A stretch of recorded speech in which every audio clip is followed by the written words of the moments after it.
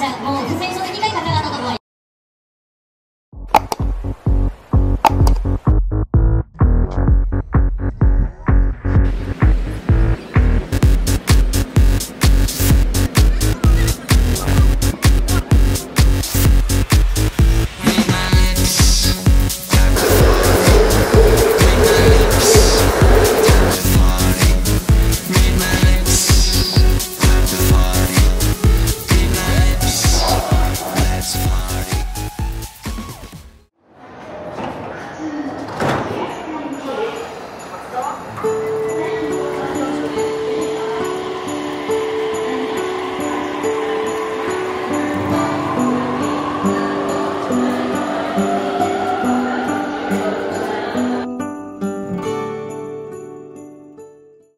Hello mga kabebe ko, andito tayo sa bandang Kawasaki. So, malapit na kung matapos ang taon na ito. Ay, papakita ko sa inyo dito sa Japan kung ano ang mga nagaganap, okay? So, simulan na natin, okay? 3, 2, 1, start!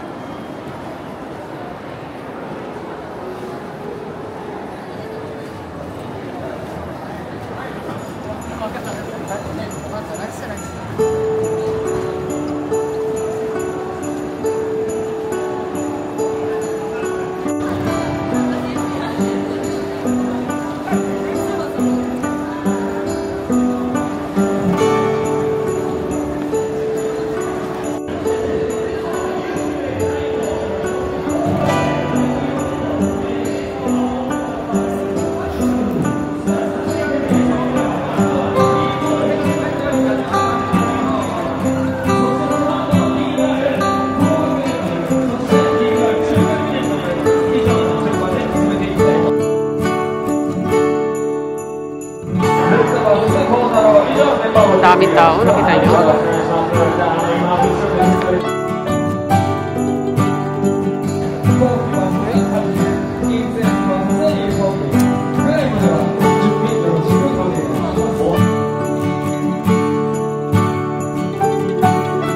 May show. Mga bata, nagpa-practice ng dancing.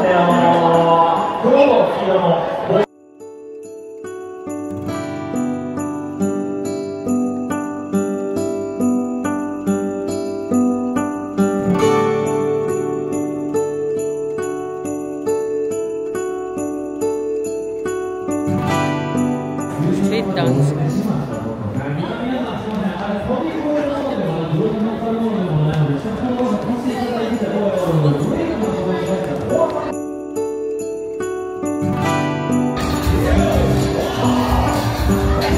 So, andito tayo sa bandang Kawasaki. Pag ganitong oras, weekend, maraming mga ganitong street show dito. Mga bata, tingnan nyo. Look! Sayo-sayo lang. Dance-dance. May showdown. Yeah!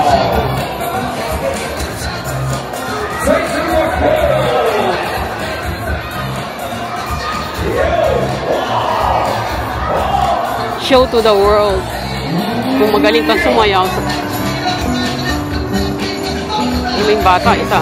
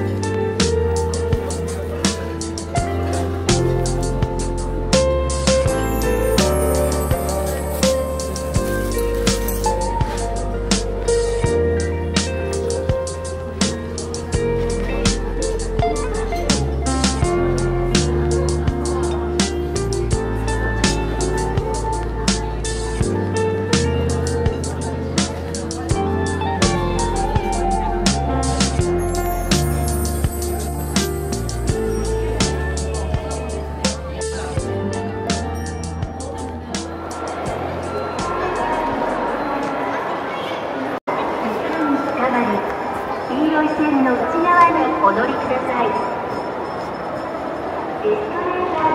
ganitong malapit na talagang matapos ang taon, mga tao ay busy. Pero pagdating ng araw, mga tao nasa loob lang ng bahay. Pero yung iba hindi naman nagse-celebrate, di ba? Dito sa Japan kasi gano'n.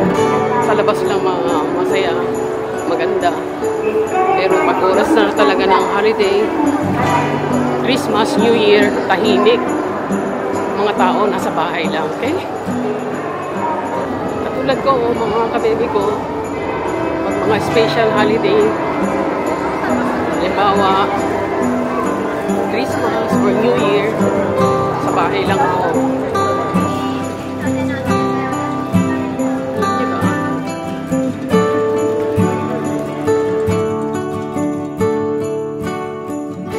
Pag mga Christmas ba or New Year, anong ginagawa ninyo? Nagluluto kayo? Naghahanda ba kayo? Dito sa abroad, ay iba. Kung marami kang member ng family, okay. Pero kung kukunti lang kayo, pwede na rin. Importante masaya ka, okay? Halika, lakad-lakad lang. Sana nasiyahan kayo sa aking video ngayon. Pinakita ko lang sa inyo ang kung paano nagsa-celebrate ang mga tao dito sa Japan bago mag-Christmas, bago mag-New Year. Sa labas masaya, pero pagdating mo sa loob ng bahay, nag-iisa ka lang or may kasama ka sa buhay, dalawa kayo. O kung may anak ka naman at kasama mo pa sa bahay, mas masaya. Pero kung malaki na ang anak mo, may sarili na rin mga friends, bihira mo na rin makasama, di ba? Kaya ang importante, advice ko, pag in-invite kayo ng anak mo, halimbawa, eating together, cooking together, huwag kang hindi, sumama ka. Kasi minsan lang mangyari sa buhay ko yun. Okay? Mga tao dito sa Japan, hindi kasi sila lab-lab-lab, hindi ganon.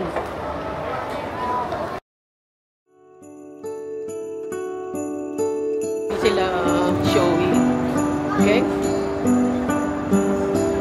Mahal ka nila, pero hindi sila showy na katulad sa ibang bansa na talagang sa'yo, I love you, kasan, hindi ganon. Pero mararamdaman mo naman yun eh. Okay? Sure. Thank you mga kababy ko ha. Baka makalimutan ko hindi ako makapag-thank you sa inyo lahat sa pag-support nyo sa akin.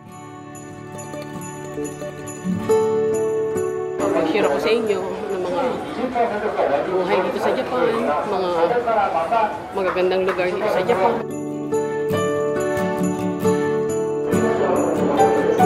Mga kababy ko, ito ang aking episode for today. Sana nasiyahan kayo sa aking episode for today. Thank you for watching mga kababy ko. Dito sa Japan, inuulit ko, ganito, get together is okay na. Hindi katulad sa ibang bansa na talagang naghahanda talaga. Meron talagang ibang lugar na naghahanda, pero hindi, sa pagkakaalam ko, hindi masyadong big deal ang paghahanda rito pag mga Christmas. Okay? Pero kung may mga bata, syempre meron. Pero pag mga adult, wala na mga kababy ko. Kung ano na lang meron para sa akin ah. Cheers! Matapos ang taon, mga tao ay busy sa pamimili ng mga gift. Pero yung iba naman, maraming mga street show na pinakita ko sa inyo kanina, mga sayaw-sayaw, dance-dance. Thank you for watching mga kababy ko. Arigatou gozaimasu. Sayonara.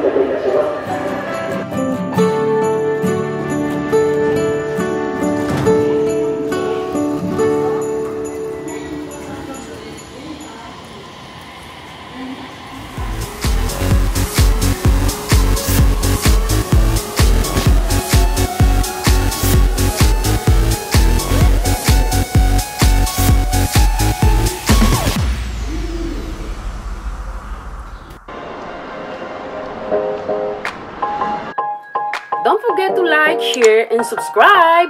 Bye! Arigato!